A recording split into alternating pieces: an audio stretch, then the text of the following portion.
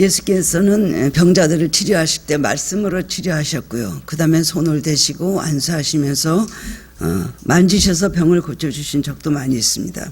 마태복음, 마가복음에는 병 고치는 기사가 10가지가 나옵니다. 어떤 신학자는 예수님의 10가지 치유의 기적은 모세의 10가지 기적을 말하는 것이다. 또한 십계명의 10가지 율법과 같다고 그렇게 말하는 사람도 있습니다.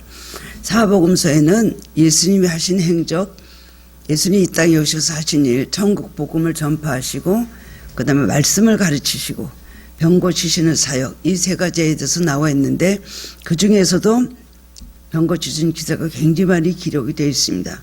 예수님께서 병을 고치실 때는 사람의 육신만 고치시려는 것이 예수님의 목적이 아니셨습니다. 그날 병 고치러 오셨나? 신유 사역만 하러 오셨나?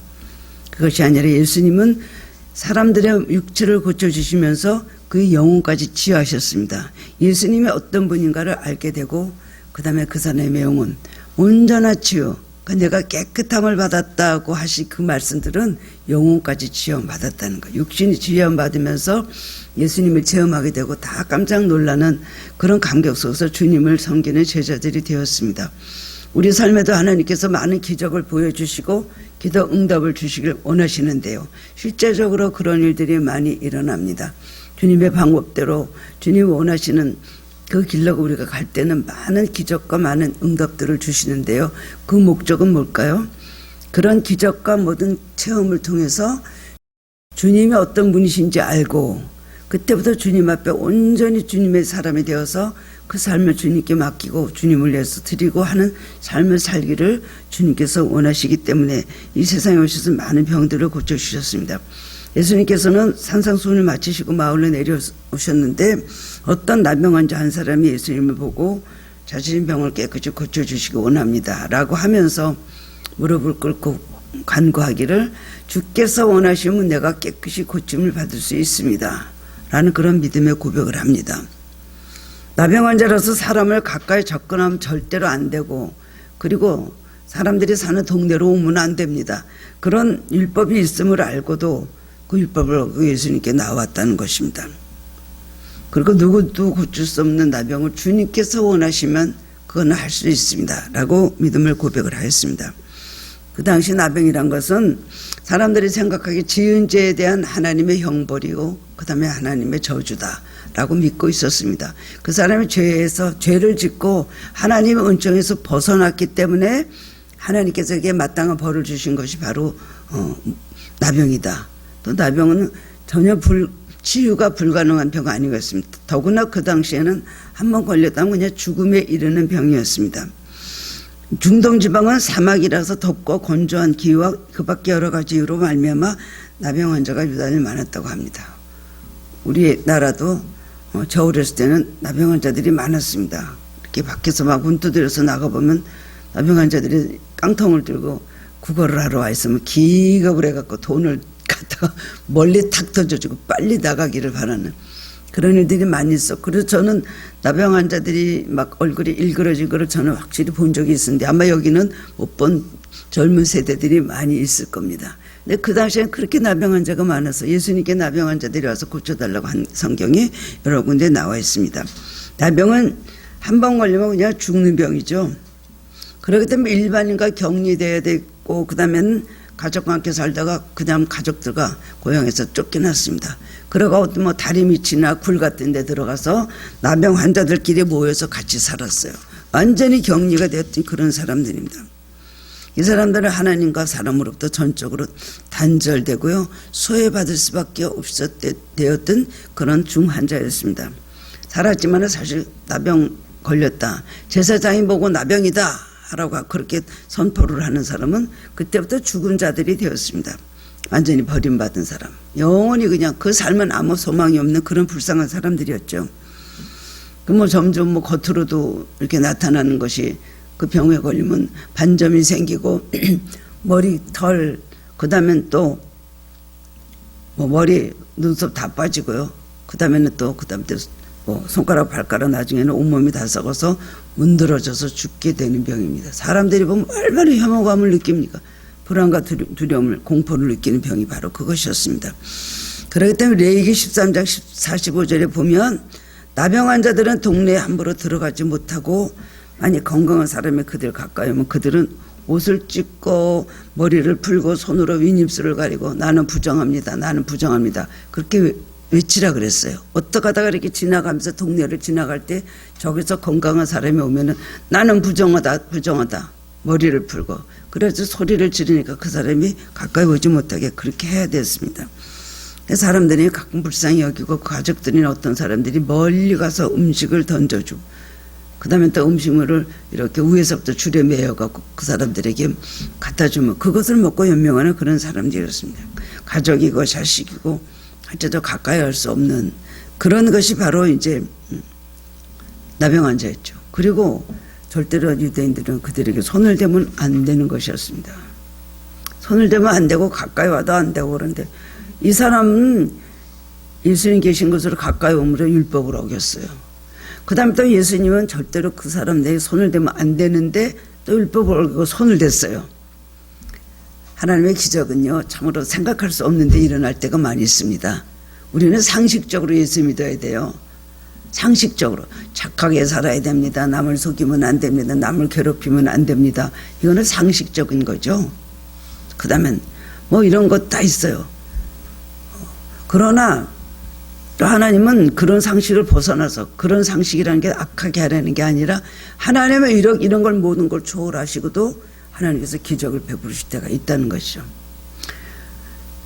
이 세계 역사를 보면서 저는 생각할 때가 많이 있습니다. 하나님, 사람이 사람을 죽이면 죄죠. 살인죄 아닙니까? 사람이 사람을 상처를 주거나 때리거나 사람이 사람에게 어떻게 악하게 굴면 그건 굉장한 죄입니다. 이 모든 세상의 법으로도 그렇게 돼 있는데 하나님이 사람을 죽이는 게 죄일까요?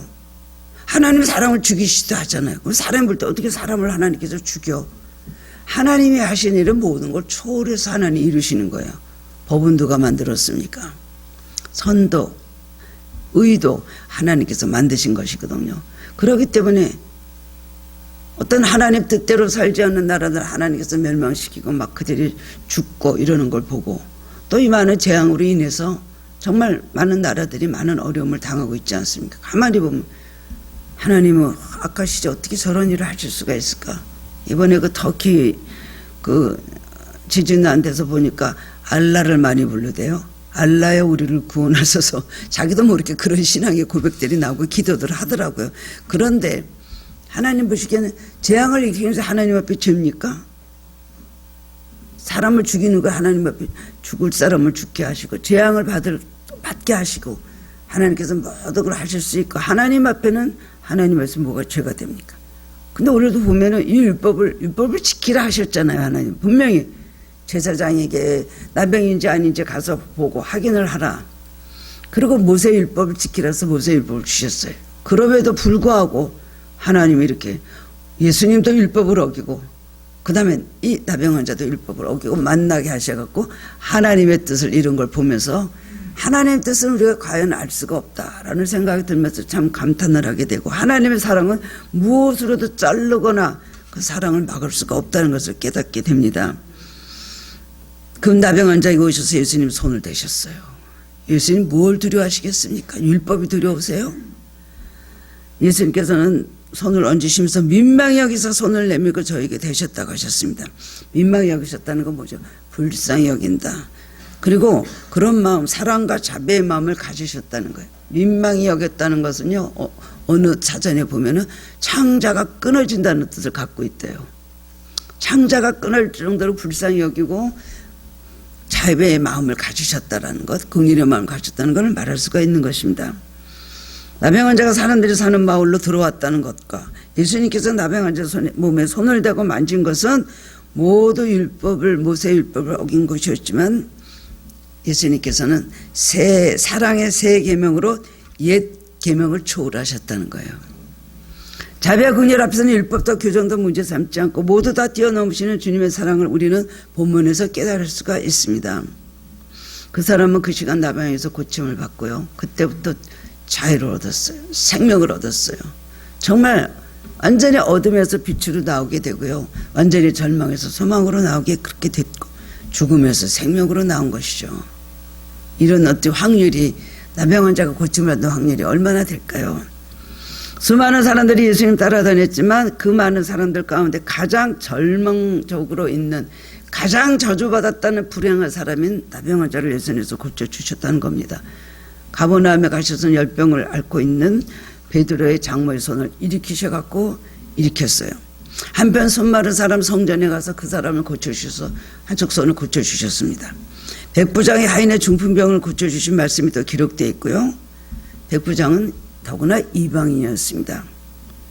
예수님은 사시면서 맹인, 나병 환자, 중풍병자, 병이 든 사람, 귀신이 든 사람, 이방인, 유대인들이 모두 불결하다고 멀리하는 사람들, 그 버림받은 사람들에게 다가가서 어루만지시고 병을 고쳐주셨다는 겁니다. 이것이 바로 은혜인 것입니다. 기독교의 은혜가 뭘까요? 버림받아 마땅한 우리들, 세상에서 형편없이 살다가 남들의 손가락질 받는 그야말로 폐품 같은 그런 인생들도 주님께서 손대셔서 만드셔서 하나님께서 귀하게 쓰신다는 겁니다. 우리도 그 중에 하나입니다.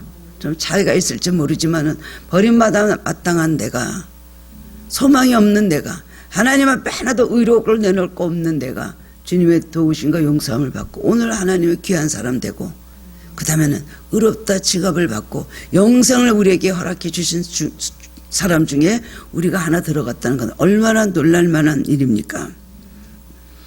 죄로 말미암아 나병 환자같이 절망과 죽음의 자리에 이른 우리에게 오셔서 어루만지시고 오늘도 구원해 주신 예수님 걸 믿으시기 바랍니다.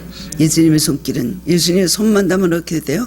그 다음에는 위로와 소망, 용기를 주는 사랑의 손길로 우리를 고쳐주신다는 겁니다.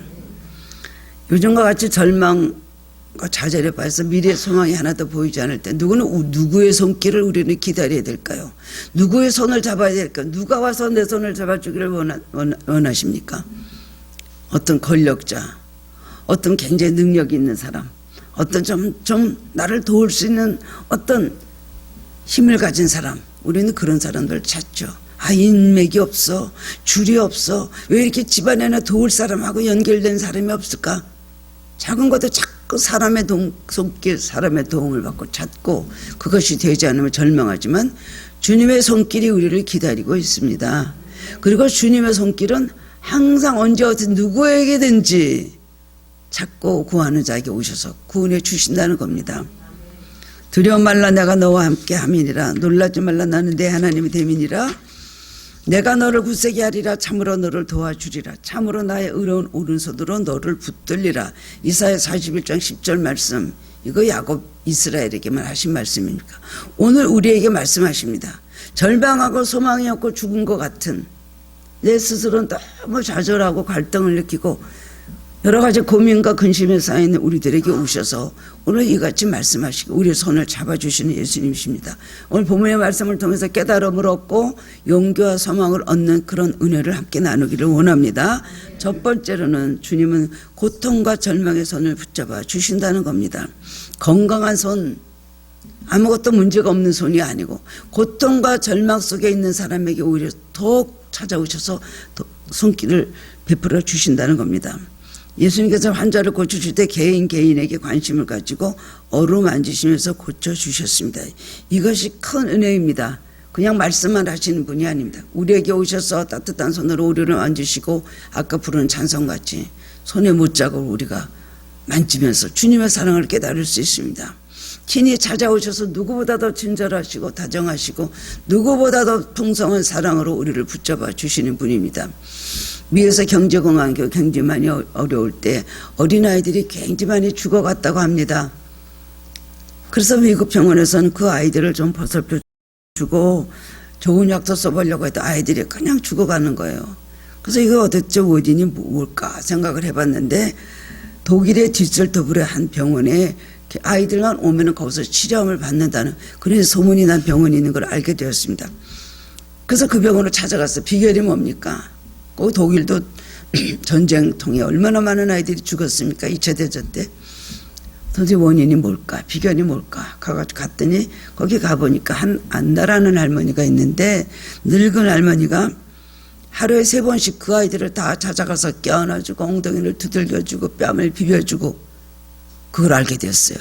그렇게 사랑을 받은 애들은 다 그다음부터 회복이 되기 시작했다는 겁니다. 그것이 비결인 걸 알았어요. 그래서 뉴욕에 돌아온 의사들은 이 방법을 시도해 보기로 했습니다. 과학적으로 증명될 수 없는 그 방법을 선택해서 그 다음에 하자 그러니까 부정적인 방법을 보이는 것도 많은 의사들이 있었어요. 그것만 갖고 됩니까? 잘 먹여야죠. 뭐 어쩌죠. 뭐 여러 가지로 많은 말들을 그렇게 했어요. 그런데 실제로 의사들이 그걸 시도를 해봤습니다. 그래서 특별히 기독교인 할머니들과 어머니들을 모셔다가 이 아이들을 사랑해 주시길 바랍니다. 그랬더니 기독교인 할머니들 어머니들이 막 자원해서 아이들을 찾아갔어요. 그래서 그 아이들을 그냥 끌어안고 사랑하고 그냥 위로해주고 하니까 그 치사율이 35%에서 10%로 금방 떨어지더라는 거예요. 사랑이라는 것은 모든 것을 치유합니다. 사랑이라는 것은 아이들에게도 좋은 입, 좋은 뭐 돈 많이 주고 이것이 중요합니까? 왜 재벌집 아이들이 그렇게 빗나가면서 문제가 많고 사회 문제를 일으키는 사람들이 얼마나 많습니까? 사랑이 제일 중요한 그런 거 보면은 스킨십도 얼마나 중요한 거 알 수 있죠. 엄격하게 자녀를 야단을 치고 훈련을 하고 교육을 시키는 방법보다 아이들을 사랑해주고 끌어안아주고 그저 그 다음에 쓰다듬어주고 아이들이 그렇게 회복이 될 수가 있다는 것입니다. 예수님의 사랑은 그런 사랑이었습니다.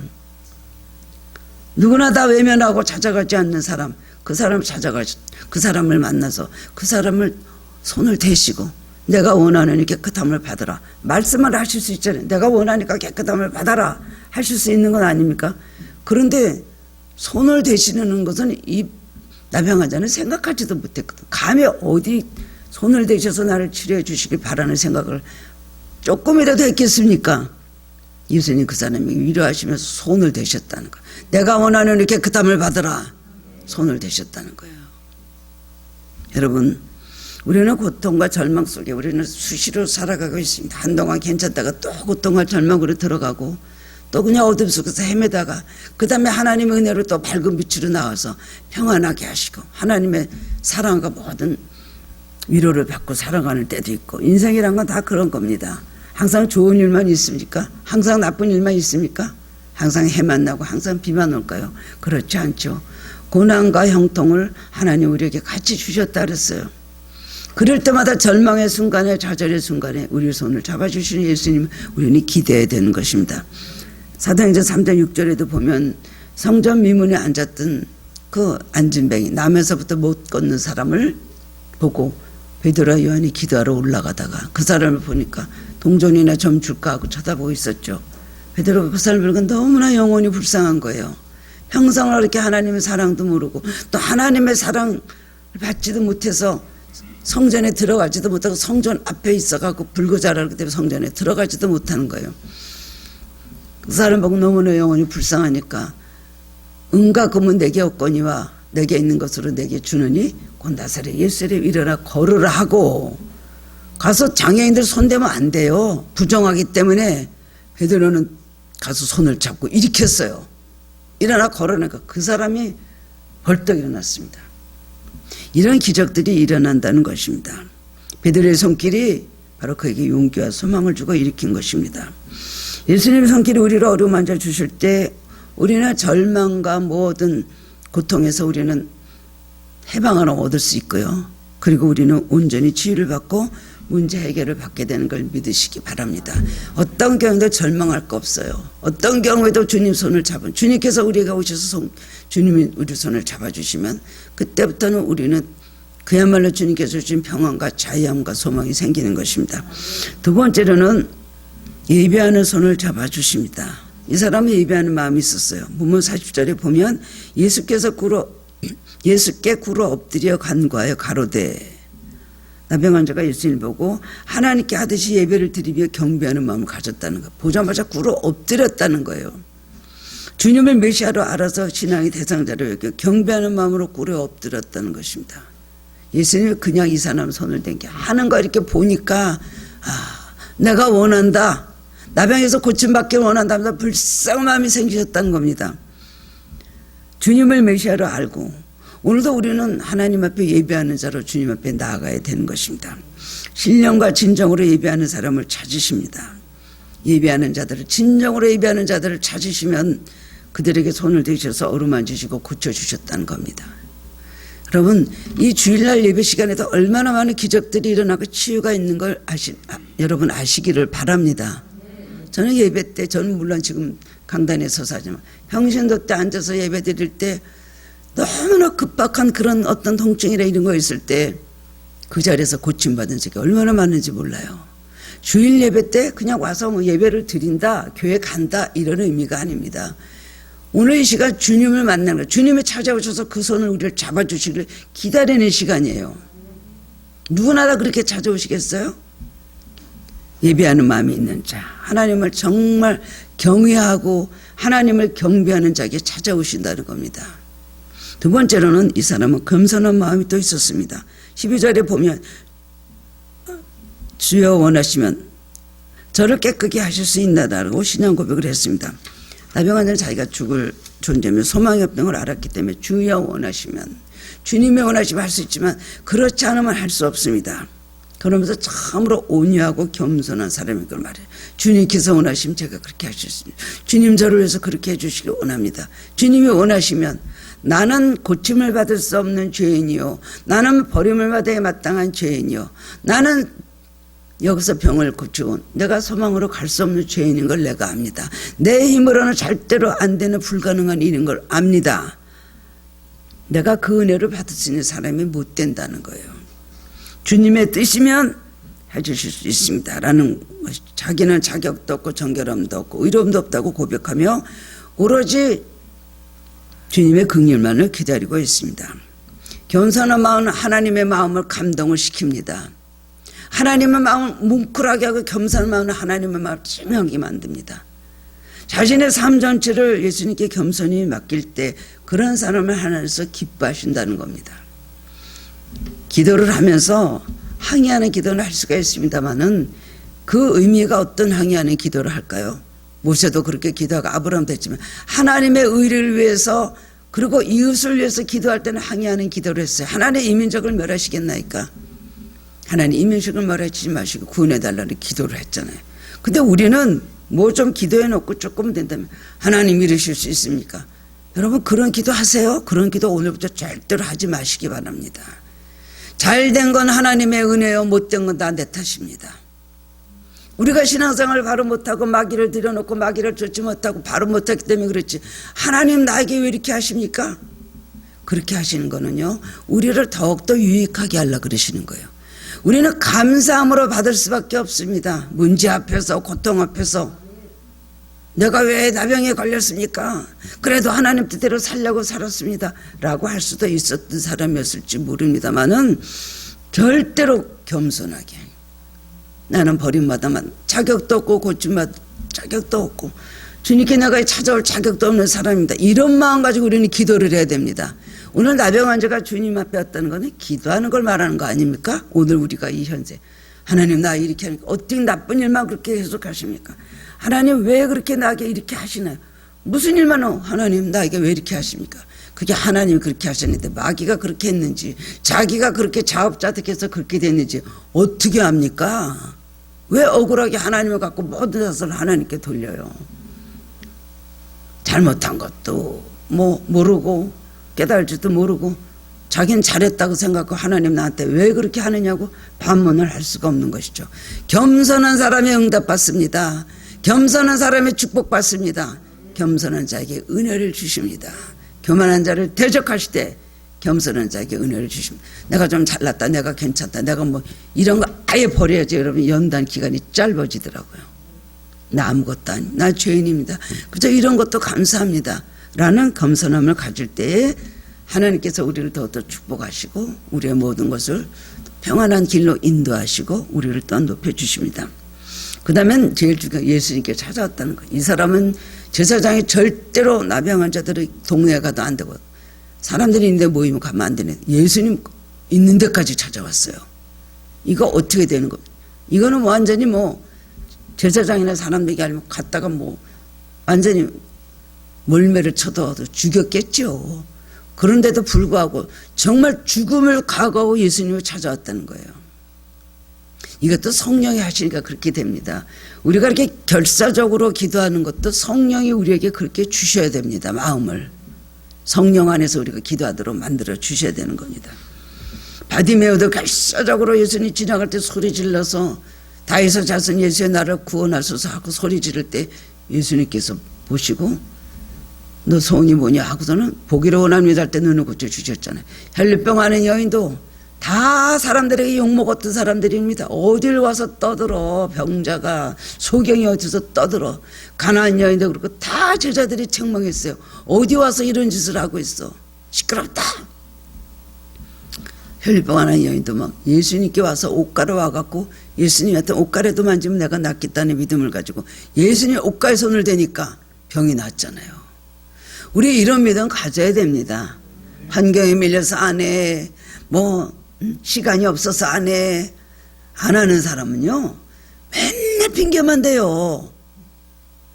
핑계를 대는 게 아니라 그럴 자꾸 요인들이 자꾸 마귀가 저 사람은 이런 환경 저런 환경에서도 절대로 하나님 앞에 가까이 안 나가니까 자꾸만 일을 연거푸면 그냥 도미노같이 쓰러지는 많은 거예요. 어떤 일에서도 주님 앞에 가까이 가겠다는 은혜를 받고 주님으로부터 내가 주님이 손잡아 주시고 원한다는 그 마음, 주님 한 번만 나면 나는 살 수 있다는 그런 심정 갖고 우리는 매일 살아야 됩니다. 더구나 문제가 있을 때 어디를 찾아가요? 찾아다녀봤자 시간 낭비고 주님께서 우리에게 문제를 주실 때는 큰 은혜 주시기 위해서 영적으로 우리에게 뭔가를 주시려고 우리를 그 문제를 통해서 주님 앞에 오라고 하는 하나님의 사인입니다. 내 원망 불평하고 나한테 왜 이런 일 주냐 그러고 그 다음에는 예수 믿어도 소용없네, 기도해도 소용없네, 교회 나가도 소용없네, 하늘교회 와도 소용없네, 윤목사 만나도 소용없네. 그런 사람도 있었어요. 제가 하나님입니까? 그럴 정도로 그런 마음 가지면 아무것도 얻을 수가 없다는 겁니다. 여러분 원망을 해도 절대 하나님 원망은 마세요. 하나님 앞 겸손하게 경배하는 자세로 나왔어도 응답을 받을까 말까인데 이거는 자기가 잘한 걸 생각하고 어쩜 나한테 이런 걸 주실 수 있냐고요. 세상에서 아무것도 다 안 주셔도 천국 우리 가게 해주신다면 굉장한 거 주신 겁니다. 이 세상에서 너무나 많은 고통을 당해도요 천국 가면 그 고통 때문에 상급이 더 크다니까요. 얼마 전에 남편이 돌아가신 그 부인이 저한테 다른 교회 분인데 그러더라고요. 제가요 살았을 때 나를 너무나 핍박을 해갖고 내가 얼마나 미워했는지 몰라요. 속으로 마음속에 저 사람 언제까지 살면서 이렇게 괴롭힐 건가 그렇게 생각할 때가 너무나 많았는데 지금 보니까 기도하면서 생각을 해보니까 남편이 자기를 핍박하고 고통 준 것 때문에 자기가 상급이 많아진 걸 생각하니까 참 남편에게 고마운 마음 가지고 하나님 나를 상급을 주시려고 큰 상급 주시려고 남편을 통해서 역사하셨는데 그 남편이 그런 악역을 하느라고 얼마나 힘들고 불쌍한가 이런 생각을 들었대요. 우리의 나병 환자 믿음 보면서 예수님께서 예비해 두시는 은혜가 있다. 이 사람이 이때 만나갖고 예수님 만나서 고침받고 뭐 했을까요? 전도했겠죠. 그 사람이 제사장에 가서 나 나병입니까 아닙니까? 나병에 고침받았네. 그 딱딱딱 도장 찍어주면 그때부터 자유인이 돼갖고 다녔을 거 아니에요. 자기 가족을 만나러 가고 친구를 만나러 가고 그럼 얼마나 사람들이 놀랐겠어. 어떻게 된 거야? 예수님께서 나를 손대시고 기도하는데 내가 났어. 얼마나 많으면 전도됐을까요? 그러므로 그에게 예비하신 은혜가 있는데 여러분 아무리 우리에게 예비하신 은혜가 있어도 우리가 겸손히 구하지 않으면 내 것이 죄없다는 걸 알아야 됩니다. 자식들이 엄마에게 와서 아빠에게 와서 엄마 아빠 이거 해줘 자꾸만 다가와서 그렇게 원하잖아요. 그러면 그래 사랑하면서 또 그런 관계가 맺어지길 원하잖아요. 부모들은. 그러다 혼자 저기 있어서 부모가 주긴 뭘 주냐 저런 나쁜 부모는 나한테 안 줄 거다 하고 문 잠가놓고 있다면 부모 마음이 어떻겠어요. 이미 많은 걸 주려고 부모가 준비하고 있는데 그렇게 궁사맞게 살면서 엄마에게 왜 말 안 했냐 그러면 글쎄 해줄지 안 해줄지 몰라서 안 했습니다. 별로 어머니의 도움이 필요하지 않았습니다. 라고 얘기하면은 얼마나 마음이 섭섭하고 상처가 되거든요. 마찬가지로 주님은 우리에게 많은 걸 주시려고 하고 있지만 우리가 주님 앞에 겸손히 찾아와서 구하지 않으면 주님께서는 그걸 모두 다 쥐고 안 주고 안타까워 하시면서 나에게 찾아와 구하라 구하라 말씀하신다는 겁니다. 오늘도 남행원자 같이 교회 나서 원하시면 저렇게 그렇게 하실 수 있나다라는 겸손한 마음과 큰 믿음으로 주님 앞에 엎드릴 때에 예수님이 인간의 힘으로 할 수 없는 불치병도 고치시고 인간의 힘으로 해결할 수 없는 어떤 그런 불가능의 문제에도 손을 대 주신다는 겁니다. 주님의 손 대시면 모든 것이 해결이 나는 것입니다. 가까이 오셔서 내 몸에 손을 대시고 내 삶에 손을 대시면 얼마나 이게 감사한 일입니까? 그랬죠. 이사야 1장 보면 내 귀가 어두워서 너희들이 기도를 못 듣는 것도 아니고 내 손이 짧아서 너희들을 짧아서 도와주지 못하는 것도 아니다.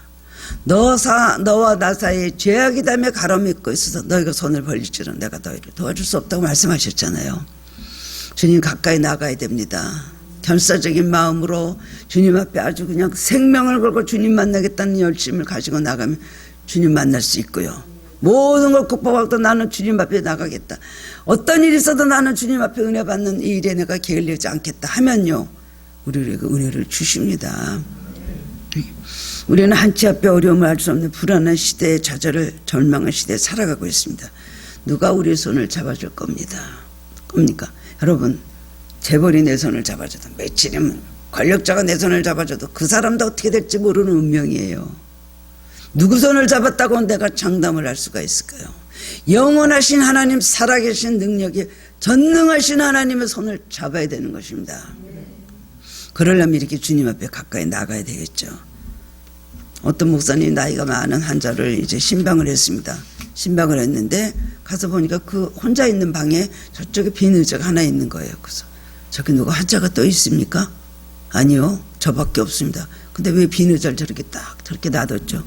저거는요 예수님의 자리입니다. 예수님이 오셔서 항상 저기 앉아 계시기 때문에 앉아서 내 손을 붙잡아 주시는 걸 제가 느낍니다. 하루하루를 그렇게 살아가고 있습니다. 그러면서 그 의자에 예수님이 앉은 손을 들 때 자기 마음에 그렇게 평안하고 그렇게 불안이 사라질 수가 없다. 그 믿음이죠. 얼마 후에 이 환자가 임종에 갖고 왔다는 말을 들었어요. 그래서 이제 찾아갔습니다. 가서 보니까 뭐하니까 임종이 돼갖고 힘든 가운데 그 의자에 손을 얹고 있는 거예요. 예수님이 계시다 이거죠. 자기 손을 잡아주시던 그 예수님이 거기 의자 아니고 그 의자에 손을 대고 있는 거예요. 이분은 손을 거기다 대고는 평안하고 기쁜 얼굴로 미소를 진 채 마지막 숨을 거뒀다는 것입니다. 예수님께서 우리 옆에 계시는 것을 믿고 내가 손을 주님께 내밀기만 하면 주님은 자비와 긍휼의 손으로 우리를 붙들어 주십니다. 여러분 불안과 두려움을 없애시기 바랍니다. 어떤 경우에도 어떤 우리가 공경에 처했다 할지라도 주님을 만난 주님께서 희한하게 그 문제를 해결해 주십니다. 어디다 우리의 짐을 맡기겠어요? 수고하고 무거운 짐진 자들아 다 내게로 오라. 내가 너희를 쉬게 하리라고 했잖아요. 그렇기 때문에 주님을 찾아가서 만나면 어떤 경우에도 해결할 수 없는 문제가 다 풀리게 되는 것입니다. 이걸 믿으시기 바랍니다. 마지막으로 주님과 함께 서로 손을 잡을 때 치유가 역사가 일어납니다. 우리들은 어떻게 해야 될까요? 여러분 남의 아픔을 나의 아픔을 함께 느껴보신 적이 있습니까? 어떤 사람과 대화를 중에 진정으로 깊이 공감하고 동정하면서 그 얘기를 듣느라면 어느 사이에 그 사람의 아픔이 내 몸에 전달되는 것을 느낍니다. 어떤 사람과 상담을 하죠. 1시간도 못 되는 그 짧은 시간 동안에 대화를 하고 그 사람이 들어간 다음에는 사실 내가 그분의 몸과 마음과 함께 하느라고 왔다 간 다음에 엄청난 피곤함을 느껴요. 한동안 마음에 막 답답함을 느낄 때가 있어요.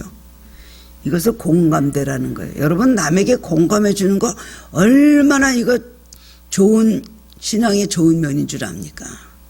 남의 아프면 공감을 해주는 자기하고 관계없고 자기중심적이니까 남의 말을 들어도 그냥 딴짓 쳐다보는 거예요. 남의 일같이 생각. 이런 부분들 딱딱한 부분들 여러분에게 많이 있지 않습니까? 나하고 상관없으면 그냥 지나가는 얘기를 들어요. 우리 그리스도인은 어떤 사람의 사랑을 베풀 줄 아는 사람, 그리스도의 사랑을 받아서 그 사랑을 나눠주는 사람들이 우리에게 주신 본분이에요. 공감할 줄 알아야 돼요. 슬픈 사람이 그냥 슬퍼할 줄 알고 기쁜 사람이 기뻐할 줄 아는데 기쁜 얘기 들으면 샘부리고 저 사람 좋은 일 생겼어. 슬픈 마음 얘기 들으면 저는 왜 저래 맨날. 그래서야 되겠습니까? 주님은 하나님 아들이며 하나님이셨던 분인데 그분이 오셔갖고 그런 사람하고 공감을 하는 거예요. 그 사람의 불쌍한 처지를 내 것같이 여겼다는 것이. 하나님은 가장 공감하시는 분이 하나님이십니다. 하나님으로 인생을 공감하셨기 때문에 예수님을 보내주신 거예요. 우리 입장에서 보니까 저것들 죄짓고 지옥 가운데 저렇게 살다가 물고 뜯고 저러고 불행하게 한숨 쉬고 살다가 결국은 지옥 기력기다. 하나님 분노하시고 진노하시고 말할 것도 없습니다. 저것들 다 쳐넣어도 세상에 천체가 많은데 어느 천체에 하나 또 사람 만들어서 살게 하시면 되죠.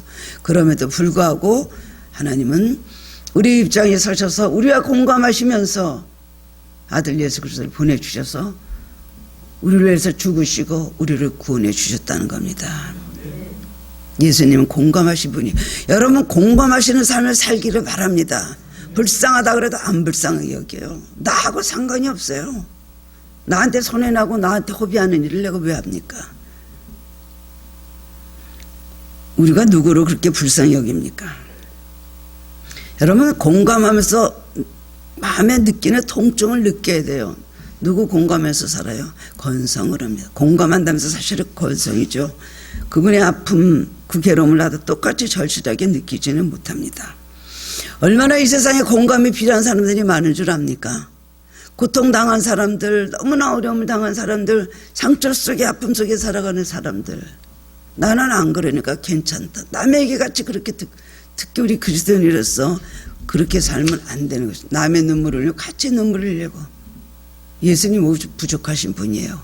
죄인들이 이 세상에 오셔서 같이 울어주시고 오늘 나병 환자의 입장에 서서 나병 환자가 되어서 그분을 고쳐주셨다는 겁니다. 서로 손을 잡고 기도해 주는 것은 사랑과 동정심과 용기와 힘을 북돋아주는 매우 능력 있는 방법입니다.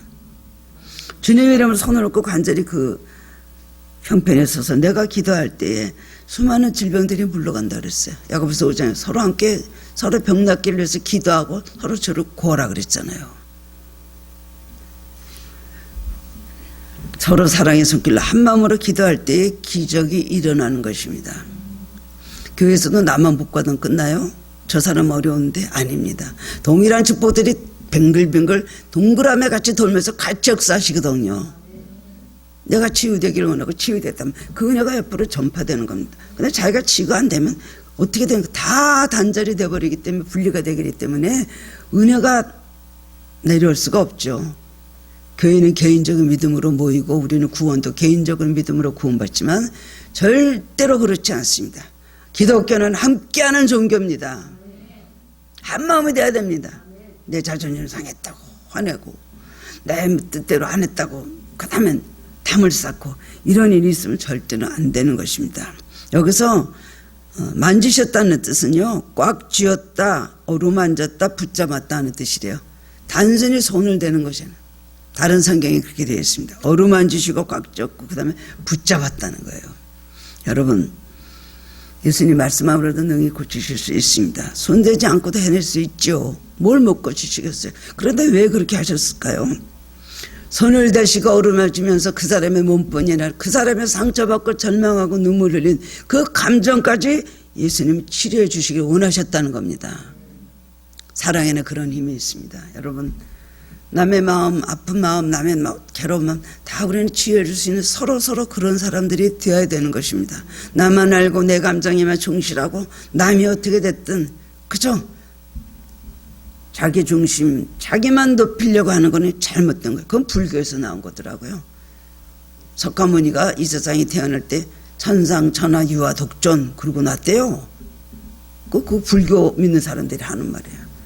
그럴 수가 있습니까? 우리는 육체적인 지분에는 소외감 느끼고 고통 느끼고 고독하고 그리고 슬퍼하고 눈물 흘리는 사람들을 위해서 우리는 그들을 위해서 손을 잡아줄 수 있는 사람이 되어야 됩니다. 남들은 싫다고 외면하는 사람도 나는 사랑해 줄 수 있어야 돼요. 이것은 줄잘선이 된다는 말이죠. 친한 사람들하고요. 절대 그렇지 않습니다. 소외되고 고독하고 상처받은 사람들, 우리 교회 안에서 그런 분이 없나 한번 살펴보시기 바랍니다. 내 도움에 필요한 사람 이름 내지 말고 정말 은밀한 중에 그를 돕는 일들 하십니까? 우리는 온전한 크리스찬이 되어야 됩니다. 주님과 함께 정말 오늘 주님과 같이 손을 잡아주고 위로해주고 그리고 소망을 주고 용기를 주는 그런 성도님들 되시기를 주님의 이름으로 축원합니다. 사랑해 주님 은혜를 감사드립니다. 사랑이 메마른 이 시대에 오늘 말씀을 통해서 깨달으며 주님의 사랑이 얼마나 위대하고 지극하신지 알게 해주셔서 감사드립니다. 좌절하고 낭망하고 절망 중에 있다 하고 버림받았다는 생각이 든다 할지라도 주님은 나병한 자에게 오셔서 그 손을 대시고 내가 원하는 깨끗함을 받으라 하신 것 같이 오늘도 우리에게 찾아오셔서 우리를 고쳐주시는 분인 걸 믿고 오늘도 하나님 기쁨과 감사함을 가집니다. 주님, 우리들이 마음이 고독합니까? 우리들이 마음이 아파 있습니까? 우리들이 삶 속에 여러 가지 상처가 많고 여러 가지 아픔이 많고 주님 우리들 절망 가운데 있습니까? 주님 앞에 오늘도 왔습니다. 이 시간 저희들을 치유하여 주옵소서. 주님께서 원하심으로 손을 대시고 우리의 삶의 모든 얼룩과 상처를 다 치유해 주시기를 원합니다. 또한 우리도 주님의 손길이 되어서 고통당하는 자들에게 주님 가난한 자들에게 우는 자들에게 도움을 줄 수 있는 저희들 될 수 있도록 주님의 사랑으로 풍성하게 하여 주옵소서. 남들은 다 외면하고 남들이 다 소외시키는 사람이라 할지라도 다 싫어하는 사람이라 할지라도 우리는 찾아가게 하시고 그를 불쌍히 여기면서 그리스도의 사랑을 베풀므로 그의 삶을 취할 수 있는 그런 참된 그리스도인들 되게 하여 주시옵소서. 예수 그리스도 이름으로 감사하며 기도드리옵나이다. 아멘.